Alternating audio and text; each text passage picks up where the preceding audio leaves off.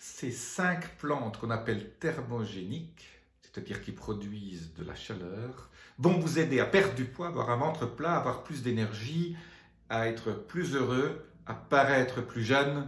Je vous donne ça tout de suite. Je suis Jean-Marie Buterlin, je suis expert en rajeunissement longévité et j'aide ma communauté à ajouter de la vie à leurs années et des années à leur vie.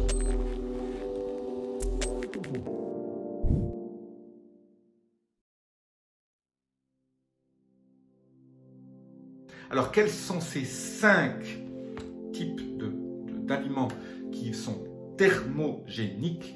Eh bien, je vous le donne en mille, c'est tout de suite. Numéro 1, tous les aliments qui contiennent beaucoup de fibres vont demander à produire et à consommer de la calorie pour produire de l'énergie et pour produire ce qu'on appelle cette chaleur interne. Alors, c'est quoi ces aliments riches en fibres? Ce sont bien sûr beaucoup de fruits et légumes, mais c'est surtout, moi j'aime beaucoup deux types d'aliments qui sont riches en fibres et qui sont... les céréales, je ne suis pas très pour, bien que le millet ou les petits épeautres, ça passe, mais ce sont des aliments du type avocat, artichaut, aussi les amandes, hein, ces fruits secs sont riches en fibres et donc vont consommer, vous pensez, il ne faut pas non plus en manger trop, hein, parce qu'elles contiennent aussi beaucoup de graisse, malgré que la graisse, cette bonne graisse ne se transforme pas en graisse autour du ventre ou à prise de poids, il ne faut quand même pas en abuser. Mais donc, toujours ces aliments riches en fibres sont super importants parce qu'elles vont vous faire perdre du poids. Le deuxième type d'aliments, ce sont les protéines, mais il faut prendre des protéines correctes. Alors, moi, il y a 2 types de protéines, 3 types que j'aime bien. Ce sont la viande bio, donc la viande de vache, de veau, même de porc, mais qui ont été élevées correctement, hein, qui ont mangé de l'herbe et qui n'est pas trop grasse. Donc ça c'est une chose, mais pas en manger trop non plus, hein. Généralement 100 grammes par jour c'est bien suffisant.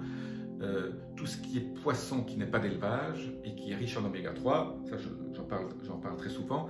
Et alors tout ce qui est les protéines contenues dans les plantes, dans les légumes, qui sont donc toutes les légumineuses, les lentilles par exemple, les haricots, les pois chiches, hein. Je suis un fan des pois chiches qu'il ne faut pas acheter en boîte, hein. Il faut les acheter sèches, il faut bosser un peu, hein.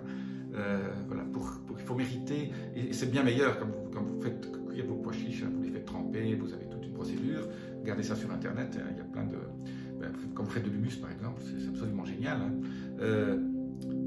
Le pois chiche pour moi c'est un super aliment parce qu'en plus il est riche en fibres, hein. Donc numéro 1, et donc il fait partie aussi de ce deuxième type d'aliment. Le troisième type d'aliment qui est thermogénique, donc qui va vous faire perdre du poids, c'est tous les aliments riches en fer, zinc et sélénium. Alors quels sont ces aliments riches en fer, zinc et sélénium?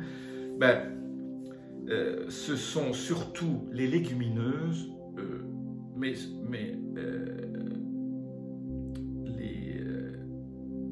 les poulets, mais les poulets élevés correctement. Là aussi, si vous achetez du poulet en barquette, ça ne va pas du tout.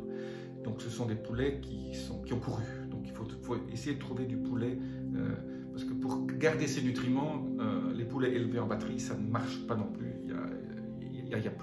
C'est comme dans tous les aliments, quand c'est élevé rapidement, elles n'ont pas le temps d'avoir tous ces nutriments. Donc le poulet fermier, hein, ça c'est super bon. Et alors, bien sûr, tout ce qui est aliments de la mer,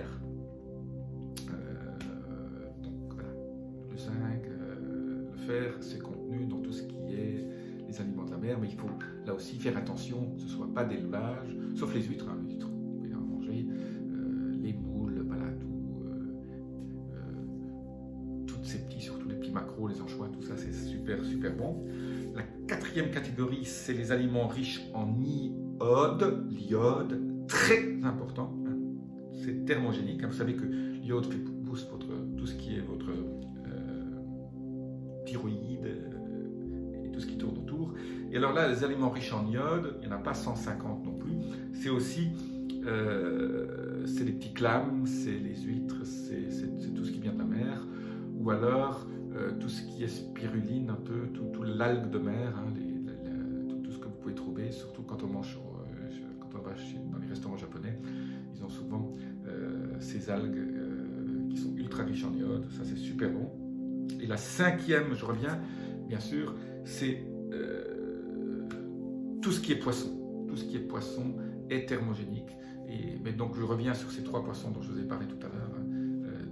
Donc n'hésitez pas à manger des aliments venant de la mer, mais pas d'élevage, sans métaux lourds et pas des gros poissons. Donc ce qui est thon, c'est pas bon. Vous pouvez en manger de temps en temps, c'est pas grave non plus. Mais pensez, si vous mangez beaucoup de thon, si vous adorez le thon, pensez à prendre soit de la phycocyanine, hein, qui est l'extrait de spiruline, l'extrait concentré qu'on trouve dans les magasins bio, ou alors qu'on prenne des algues, l'algue brune, hein, concentrée. Je ne suis pas fan de chlorella, mais l'algue brune, ce qu'on appelle Laminaria japonica, vous trouvez ça aussi hein, dans les magasins bio. Je vais peut-être laisser un lien là en dessous de ce que moi je prends pour me détoxifier une fois par mois, j'en prends pendant une semaine. Pour détoxifier ces métaux lourds, sachant quand même que une des détoxifications de métaux lourds et de pesticides les plus faciles, les moins chers, c'est de faire des saunas infrarouges.